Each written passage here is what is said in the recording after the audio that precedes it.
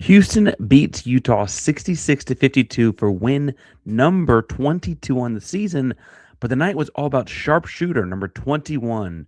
Emmanuel is the all-time leading three-point shooter in Cougar history. We got to talk about all that and more.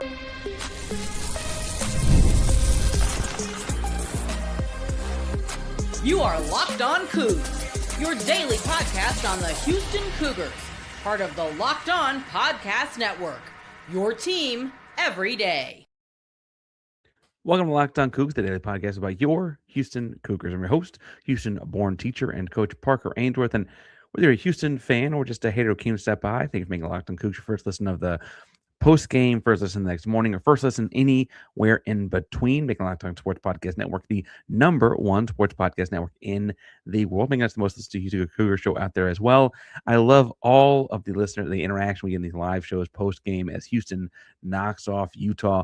We had a lot to talk about this one. I want to talk some about, yes, Emmanuel Sharp will come up probably 3, 4, 27 times in this game, 27 points, 27 times. I also imagine we'll talk some about different things that look like struggles in this one, but we've got to continue talking about Houston and the undefeated black jerseys and the winning on the road they keep doing in the first segment. They just brought to you by everybody's over at FanDuel. And as the Olympics are going on, FanDuel's doing a great way to get in on that action. So make sure you go check the buddies out over at FanDuel.com. But more on that later. Listen, Houston has been in Salt Lake City area. I guess Provo counts as the area since Friday. Big win, emotional win, lots of legs and energy spent in the win on Saturday. And then they turn around and play Utah in an ugly, ugly game on Tuesday night and pull off a 14-point win on the road. Now, I think lots of like numbers thrown into this and winning on the road and whatever, but I would point out Houston's only got one true road loss since 2024. That one was obviously in the white jerseys, up in Lubbock in another weird road trip. And look, I mentioned in the post game on Saturday that I had been, I thought, told, but maybe I was just assumed and told. Anyway, I thought I would, anyway, that Houston was going to go back and forth between Salt Lake City area, between the state of Utah, I guess, and Houston to kind of keep the routine. They opted to not do that, stayed in Salt Lake City on Sunday instead of going back and forth. Late night Saturday night probably helped add to that. They watched Super Bowl, had fun, had team stuff on Sunday, then practice this Monday, get ready for Tuesday. I don't know, and I don't mean to say that Sampson would ever redo those kind of situations. Frankly, he's not much of a redos kind of person. You live with decisions you make, and part of the reasons he's a great coach, frankly, right? I do wonder, though, some of the weirdness of this made this feel different. Having no night sleeping in your own bed might make it feel different, too. Look, Houston was favored by 18.5. They won by 14. I think it's fair to say that it was still a pretty commanding win. It never really felt like Utah was like within an arm's reach, but like the bully who keeps the kid, with his hand on his forehead down there, like, hey, you can't get to me anyway, kind of stuff. But honestly, Houston found ways to win. Anyway, now Houston had a couple of ugly turnovers of their own, so I don't mean act like that they didn't have their own mistakes, but a big part of this was forcing 13 Utah turnovers. Even those ones that might have just been Utah throwing the ball to Casper, the friendly ghost, did feel like Utah was constantly rushed, under duress, under pressure in this one. It also completely flipped things that Emmanuel Sharp came out the gates super deluxe, crazy, sharpshooter level hot. He 6 straight threes. He had those 6 threes all happened in less than 9 minutes of basketball from the tip-off. It was his night early. It was his show. I do think what was interesting was it looked like the next 5 minutes were Houston trying to figure out ways to force feed him the rock a little bit. And honestly, that is just so out of character for a Kelvin Sampson team. It almost felt like that threw off the offense, where guys were not in flow, not in rhythm, and they were all looking for 21 because they realized at 6 straight threes, he only needed 2 more to set the school record, right? And honestly, it's also about like, hey, if your teammate's hot, feed the hot hand. All of those things, I think, occurred at various points in this. But it did feel like that, interestingly, almost kind of threw things in the opposite way. Now, also worth pointing out that Houston was not like under duress to score in this game. They knew defensively they were going to continue to get the ball back. We mentioned forcing 13 turnovers. I should stress that on the points of the turnovers, Houston was really, really efficient with 20 points on 13 forced turnovers. That is pretty impressive, especially when you factor in that only 4 of those points were fast break points. They really were able to quickly turn around and have like a true offensive setup, even if it was not a live ball turnover. I also think it's worth pointing out that like Houston outside of so Houston was 9 of 26 from behind the arc, and that looks really good. 35%. That's efficient enough to be worth shooting them. However, Emmanuel Sharp was 8 of 13, which means the rest of the Houston Cougars were 1 of 13 from behind the arc, and on the road, well, that was good enough to get it done. I think the bigger factor there might have been, we're getting into the second segment already a little early. That feels more like it ties into having the big BYU win on Saturday. Now, other aspects of this win I think are important. Houston found a way to win without Kingston Flemings being a down offensive force. Flemings has kind of been your saving card, your trump card, or whatever you want to call it. He's playing spades, you drop the twos, whatever. Flemings has been that, right? You didn't need him to be that. Bluntly, he had 2 made field goals, and one of them was in garbage time last minute of the game, right? Like, you didn't need that kind of a night out of him. You didn't have some superhero performance of anyone outside of Manuel, frankly. He was your only scorer in double figures. You just found ways to win. It led with the defense, and outside of having trouble tracking Keanu Dawes a couple times, I feel like you really did a pretty good job on that in 2. Now, I also think that it's interesting because Keanu Dawes, you remember, is from Straight Joseph High School. He's a Houstonian. It felt like, honestly, well, he is their second leading scorer, and he is a good basketball player. I don't mean this in a slight. He played at a level that was kind of took me aback a step after watching 2 of their games and watching them last year when he was on their team. He clearly had a mission to take it to his hometown school. Now, I should point out, Keanu Dawes is a junior. I saw people on Twitter commenting, like, hey, can we ever bring him home or whatever? 6'9", 225. He's a pretty well-built kid, too. That was all very much future conversations. I've never heard anything about it, but he is a Houstonian kid, and I think he really wanted to show out for his hometown program. I think it's kind of thing where he knows folks at home are watching that game, if no other game, from the Utah Utes, right? Also, Utah at 9 and now 15 is looking for things to hang their hat on. Beating Houston, the target on Houston's back, that would have absolutely, and a lot of it might have saved their coach's job. It might have saved some of those guys' scholarship and Power 4 spots. Like that in modern basketball, that's what you're looking at. And that absolutely would have been a big deal for this program. I also think it's worth pointing out that this game was in Utah. Utah played in Lawrence, Kansas on Saturday and got to come back home. Houston obviously opted to not do all of that, right, and not go back and forth. And well, this is now, what is that, 10th loss in conference for Utah. They have played weirdly close games like this. I mean, BYU is a rivalry game, so that was a 13-point game is maybe not as surprising, but Kansas was a 12-point game, and then Kansas turned around 2 days later and beat Arizona without Darren Peterson. I guess the Utah and Arizona score was almost 20 points, but you also saw different games this season of theirs be much closer than that. And Tech was 14 points as well, for instance. Like, this is not uncommon for BYU, who plays for a Utah team that plays a relatively slow pace and keeps on keeping things within reach, right? And so that's kind of where I felt like this, you're winning on the road. And Houston, for what it's worth, is undefeated in true road games in the black uniforms. They lost one at Tech this year wearing not the black uniforms, obviously. Winning on the road is really hard. And this is Locked On Cougs, not Locked On Cyclones or Locked On Horned Frogs.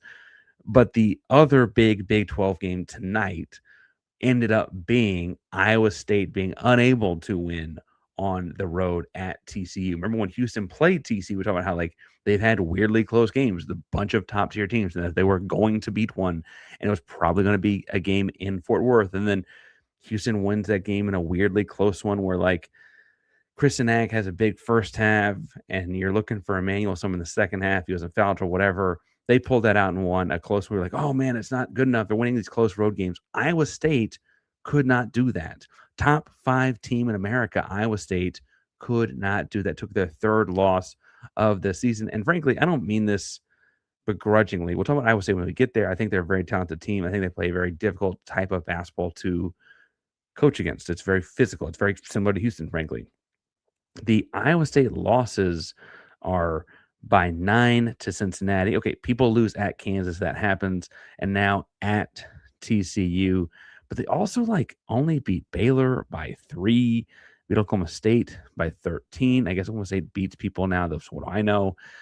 They're kinda got some weird things on their schedule. Big wins over Purdue in non-conference, and, they certainly beat the brakes off of Syracuse, team that Houston had their own problems with, right? So I get that there's other parts of their resume that read differently, but winning on the road is really hard, and Houston found a way to do that yet again. I don't think Houston is going to be finishing up Big 12 play with just one regular season conference loss. I imagine there's another one or two somewhere in there, if not more, if we're being really honest. I mean, it's as good a conference as there's ever been. 3 top 5 teams, the top tier talent in this conference is truly remarkable. But I do want to wrap up by saying, back up this segment, I should say, by saying that don't just take the, oh man, we only won the road game by 14. How can we not beat Utah by more? All those kinds of like winning on the road in this conference, especially back to back road games in a span of 4 days. That's really hard to do. That's for a lot of programs, what you call a scheduled loss, right? And so you end up seeing things kind of figure themselves out from there.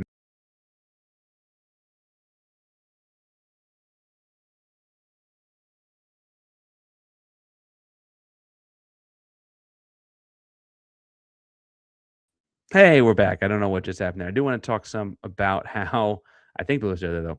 I want to talk some about how Houston does have stuff I think they need to keep an eye on and keep some worries for in the second segment.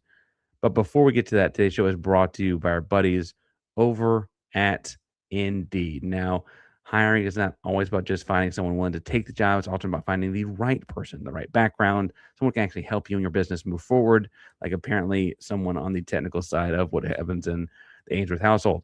Um, on a serious note, though, if you want candidates who can match what you're looking for, Indeed sponsored jobs is the move because instead of hoping the right person just stumbles across your post, Indeed can match with quality candidates by boosting your job listings to the people who fit specific criteria like skill, certifications, different locations, etc. Look, if I were hiring, I would not want someone who could just help me out. I want someone who can have real experience, can jump right in and really elevate what we were doing. Saves time because you're spending less energy sorting through different mismatches and things like that with sponsored jobs. Your post gets seen by candidates who are actually a fit. And here's the real stat, though, for folks at home.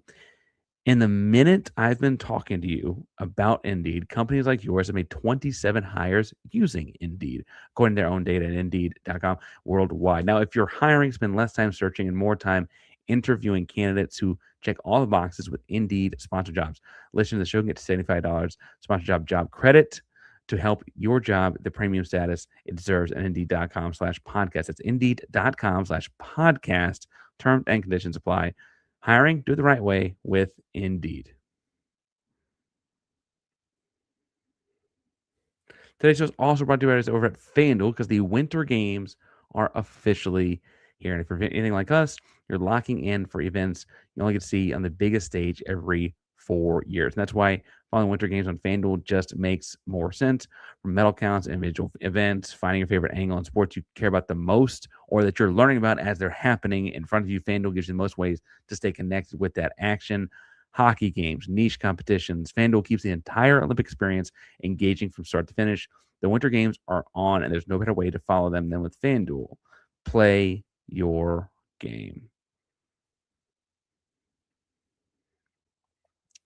Parker Ainsworth Locked on Coogs. I want to remind you guys to join the Everydayer Club if you have not already. If you just want more Locked on Cougs, lockedonpodcast.com/everydayer. Dayer is where you get more information about the program, but it's a great way to get all access to me and more access to ad-free audio, invite to members only Discord server, all access episodes of Locked On Cougs, one-on-one texting with me, a merch store, all kinds of fun things. The texting was a little bit haphazard during the game tonight, but I love talking through questions as the game is unfolding and happening using that feature of this. So make sure that you get in on the action over at lockedoncougs.supercast.com. It is in the show notes right now if you need it. So in this segment, I will say most people, whether they were texting me, tweeting at me, or even some of the people in the comment section of this video, I do think were commenting various forms of why isn't this a different spread? What is happening in this one? Why can't we seem to get things under control? And look, I mentioned the first segment, I'm going to preach it. I am never going to be upset by double-digit wins on the road, especially second game of a road trip, 4 days, all that. I do think there are things this team needs to fix. And as I've been mentioning that this team is like ahead of schedule relative or similar schedule relative to last year's team that ended up getting to the national championship game, that team did get a lot better in February and March. And just assuming that this team will or would does feel like a disservice to the great team that was last year, right? So while Emmanuel Sharp hits more threes on the side here, because apparently he just never going to stop missing threes. What a night for that guy. The offense struggled outside of him, right? And so you look at, Emmanuel Sharp, 27 points, no one else over double digits. Milos Uzan had 9 points, but had an uncharacteristic 2 turnovers.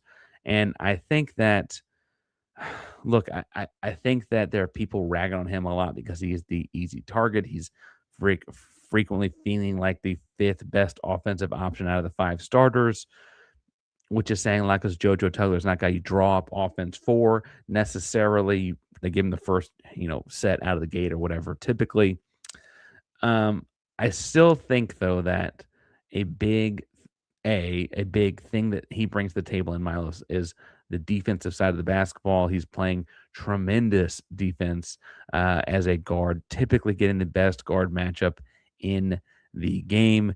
Don McHenry was a big part of that this evening. Don McHenry's averaging 17.9 points per game with Milos as the primary defender. I don't quite have the synergy stats in front of it, just raw stats. You had Milos match up with him to start, and he had 5 points. That's less than a third of what he's typically averaging, right? Did not let him get loose in a game that, frankly, seemed like they had a couple guys that did. Keanu Dawes got loose. Traore Brown got loose. What's the guy's name? It was Traore was the other guy. Terrence Brown was the guy I'm talking about. He got loose for a dozen points or so too. Like Houston did give up a handful of scoring outputs, not Don McHenry. Don McHenry had Milos on him. Right now, as far as fixing his own offense, look, when I talked to you about this in December, I was like, let him continue to grow into his new role. We're still figuring out exactly how that works best because Kingston has quickly turned into a guy that you cannot take off the floor, even in a game like tonight where he had just 4 points. But Milos does, I think, need a couple of minutes somewhere in that first half, preferably in that first 10 minutes, where he can kind of get the flow of the offense to him in a true point guard role. And Kingston's not quite the off-ball player to make all of that happen. And so it does lead to some challenges. I don't want to act like it doesn't. I will say, though, that his defense outweighs those challenges as I see it. If you're looking at the seesaw of events there, I also think bluntly, when you look at it, there are other specialists on this team. Mercy Miller comes in. He's a quick bucket. Isaiah Harwell comes in. He's a get on the floor, get dirty kind of guy, similar to Ramon Walker. Different positions, obviously. Chase McCarty comes in. He's a bigger body 3-and-D kind of guy. Everyone's got their specialty. I think that between this program, and this program's been successful for a long time, Sampson, they'll always opt for making sure that the guy that's specialty is defending the other team's best guard gets 20-plus minutes. Now, there were things Milos did wrong, and he only played 24 minutes. He was averaging up over 30. I don't think those two things are unrelated, right? I do think, though, that I think that he's the easy guy to criticize sometimes for folks when you're sitting at 22-2 and trying to find ways to poke holes in in the program. And I don't mean to say like he has no flaws. I just don't know that they're holes, right? Comments coming in here as well. Corn Holy likes talking about cash, apparently. Here we go. About Go Coogs get good win on the road. No players got hurt, and now we go home. Do we think we'll lose two Big 12 teams? Who do we think we'll lose to? I keep saying, I think it's hard to win on the road. You got to go to Iowa State, and you have never won there. You got to go to Fog Allen. And I guess you have technically won there, but that was a crazy comeback win to make that happen. I could see you dropping at least one of those. I do think Houston can catch Arizona at home. I think that things are setting up for that to actually work in their favor. I think that the truth there is that there will probably also be like a Big 12 tournament. I guess technically that's not the regular season. I said two in the regular season. I think you could drop either one of those, Iowa State or Kansas. And I think that ultimately, like, it would not surprise me if you somehow drop both of those by combined 5 points, something crazy. Because you remember last year, like, as crazy as last year was, you won like the UCF game by a last second bucket, and you won Arizona by 4, and you won the Kansas game that we just alluded to at the craziest comeback of all comebacks there at the end, right? And so obviously 27 points from Emmanuel Sharp will always help. Emmanuel Sharp's kind of put the team on his back, put him in the backpack, and carried people on through to this point that's typically been Kingston. It was nice to see it be somebody else. Walter points out that Sampson was coaching. Milos is awesome. Love him. I think everyone likes Milos. That's also part of this. Like he's a really easy guy to like and an easy guy to root for, which is a good thing. But I do think it was funny to watch, like, on the Sampson's coaching part of that comment. I don't know if you saw or if you're paying attention. There was a turnover in the final 30 seconds with a lot of bench guys in garbage time. And Sampson's out on the floor yelling, and I really thought he was about to call a timeout to choose somebody out with less than 30 seconds left in double-digit lead. He called one timeout right before that to get subs in. It was pretty interesting. Okay, like, he's still out here working.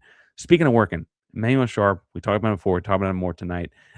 27 points, all-time leading three-point shooter. We got more to break down on that in 1 second, but first... I'm Kalia Butler, host of Locked On Women's Basketball, and this is Mazda's Women's Basketball Snapshot, celebrating the work no highlight reel can ever capture.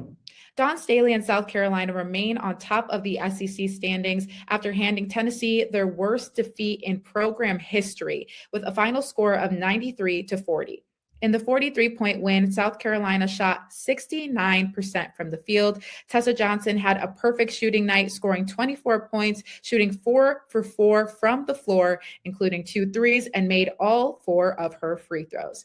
And UCLA remains undefeated in Big Ten play, topping Michigan 69-66 as Player of the Year contender Lauren Betts put up a double-double, scoring 16 points, collecting 16 rebounds, and adding 5 assists and 3 blocks. These moments are earned off the clock, those long before the lights ever come on. The sweat, the fakes, the doubt, the scrapes, and coming back for more every time. Mazda puts the same drive into every detail. Wins define the moment, putting in the work, that defines you. There's more to a Mazda because there's more to you. Parker Andrews locked on Coogs here. Houston wins 66-52. Another road win in the undefeated black uniforms. Big moment for the program, though, was Emmanuel Sharp. 27 points, had 6 threes in the first less than 9 minutes, but finished with 8 of 13 from behind the arc. Good enough to make him the leading three-point shooter of all time in Houston Cougar history. He had the most three-point field goals made of any Houston Cougar in the history of the program. And I don't mean to like dismiss other parts of this game. We got time between now and Saturday, Kansas State, to talk about that too.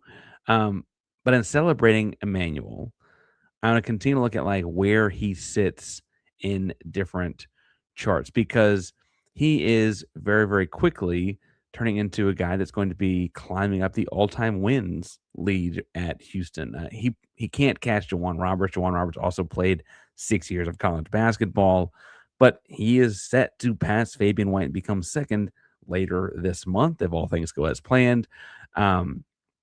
look, if he were to go undefeated the rest of the way and win the national championship, he'd be at 133. Fabian White is at 121. I would really love for that to happen. Obviously, get 133, but that's crazy, crazy, right? You also have Emmanuel Sharp sitting here climbing the charts. He's almost into the top 10 and scoring all the time in the University of Houston. He'll never catch Elvin Hayes at the top. We kind of broke that down at one point, how that'd be absolutely like the Elvin Hayes numbers are crazy, right? I think it was an all access deal, but like truly remarkable. You have to average 35 points a year for 3 years. And frankly, you need to kind of, anyway, to do it in the 90 whatever games, like be super fast, right?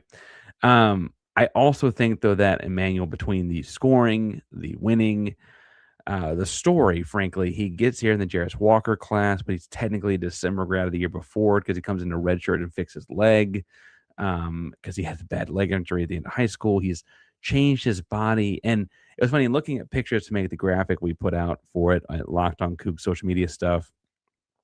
Um, Obviously, the big story was he lost almost 20 pounds of body and 20, it was body fat pounds between last season and this season. I think they said it might have been closer to 15, but it just looks dramatic, right?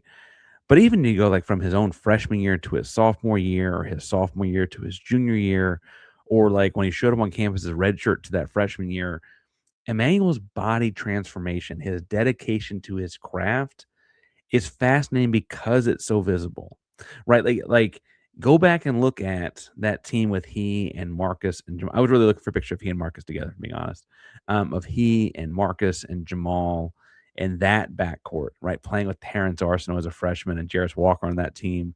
Like Emmanuel's face is almost unrecognizable compared to where it is by literally the next season. You can track it based on uniforms. Remember his sophomore season, they had those uniforms that they were kind of supposed to wear on the Australian trip, then of wearing for the first part of the season before ultimately getting a different uniform that they would then wear for the rest of that season. Like you can kind of track it by following those things along. And Sharp's journey has been incredible to watch. He's really look, he's not the boisterous vocal guy that other leaders have been. He's much more of the follow my example kind of guy. And he's the kind of guy that can give you 27 points on the road and lead you to victory as he did tonight. But Emmanuel Sharp's one of the most fun guys to cover because the way he plays, not just the leadership he has, but the way he plays. We're like, look, if you just outlined historic program in Houston, right? Houston has the most Final Fours in the state of Texas, a couple Final Fours in the last 5 years, most wins since 20, whatever that stat is, but most wins since the pandemic, all those kind of numbers, right? And you said the all-time leading three-point shooter at this historic program. You're thinking of a guy that's like catch and shoot, running around. You're thinking of a guy that is doing a lot of finessing and those kind of things, never gets out of the shooting gun and or anything like that. Emmanuel Sharp's nickname is Crash. He throws his body around with reckless abandon all the time, right? He is throwing his body at the rim, his hair is flying everywhere as he's going through traffic in the lane. He's getting in front of guys, trying to take charges. He's, wrestling for rebound. Like he defies logic in a lot of ways because most of the classic like 3-point specialists you think of, these sharp shooters, which his last name is Sharp makes this kind of fun. Those guys play such a distinctly different kind of basketball than Emmanuel wants to play. Like you have to want to play that. Frankly, worth pointing out, it's probably like the most Kelvin Sampson thing to have. Your all-time program leading 3-point shooter is this guy who's also a junkyard dog, right? Like those things going together are truly, truly spectacular and special, right? He also like has these nights like tonight where he goes absolutely crazy from behind the arc and has 6 threes in the first whatever that was 9 minutes. And it just seems like it doesn't make any sense. The joke that he came out, it's playing at altitude, more altitude tonight than you had the other night. 48 hours away or whatever is 72 hours removed from that other game, big emotional game, hadn't been home since or whatever, and all of that. And after like 10 minutes, so he's like tugging to the hey, coach, and he came out. I kind of think he cooled off at that point. Beefhead here asked about Emmanuel Sharp the league, and he'll, I'm sure, test things out, obviously, in the off season this year. I was kind of surprised he didn't do the deal like Milos last year, where he like entered his name and came back. He obviously did not do that. He's just going to stick around the program and go off afterwards. I think he's the kind of guy who's going to have a long, illustrious career in other aspects of pro basketball. He's just kind of the guy that's got the awkward size. Now, for what it's worth, I said the same thing about LJ, and I think Emmanuel's probably more built for the NBA than LJ, and LJ's kind of sticking on these two ways and stuff like that. He ain't getting a whole lot of NBA run, but he is like sticking at that periphery, and if someone gives him a shot, the dude's going to score, right? So Emmanuel might be built more for that than LJ is, just being a little bit stronger, having long wing. He's listed at 6'3", but that wingspan's more like 6'7". Do the meme, and he's I think probably built more for it than other guys, right? And so I happy to be wrong on that. I also think, for what it's worth, that the NBA is kind of getting to the point where we have these gigantic point guards, guys that are 6'6", and so that they bring the ball up, and so you can stand to have a 6'3" shooting guard next to them, like Emmanuel Sharp, in a way that you might not have been able to 10 or 15 years ago. That is future things. I will say the no ceilings guys love him as a prospect just because they love his game.